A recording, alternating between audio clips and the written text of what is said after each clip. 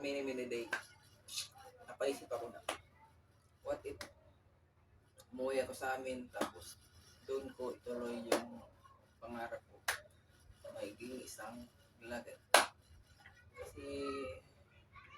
Kasi ngayon guys, andito ako sa dito ako sa syudad, wala akong kahit gumawa ng content.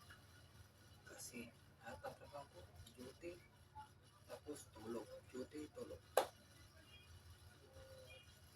Kailangan natin ng basta.